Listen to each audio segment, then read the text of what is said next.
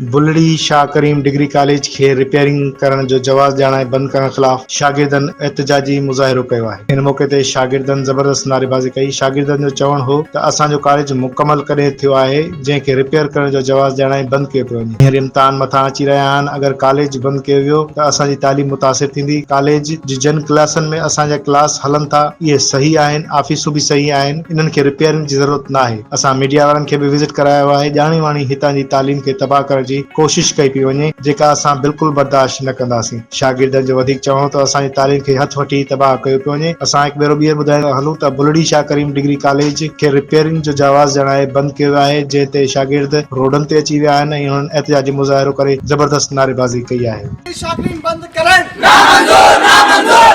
Government degree college बुलड़ी शाकरीन बंद करें, नामंजूर नामंजूर।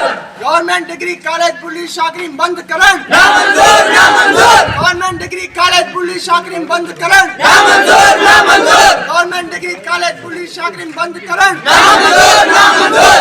डिग्री कॉलेज बुलड़ी शाकरीन खे बंद करण जो नोटिस कढियो वियो आहे।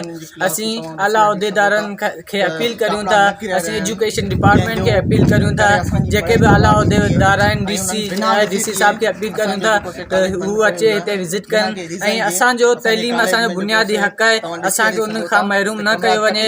ही कॉलेज विज़िट कनि ऐं असांखे असांजो बुनियादी हक़ ॾिनो वञे। खे बंदि करण जे लाइ इतलाह ॾिनी आहिनि त इहो 5 सालनि जे लाइ बंदि कयो वेंदो। असांजे जेके बि आहिनि क्लासूं इहे बाक़ी असांजे मथां एग्ज़ाम लॻा पिया आहिनि, पोयां शिफ्ट ॿिए पासे कयो पियो वञे। असांखे एग्ज़ाम में जेका मुश्किलात में शिकायतूं में असां डीसी ऐं एजुकेशन डिपार्टमेंट सरदार शाह अपील थी कजे त अची विज़िट करण डिग्री कॉलेज।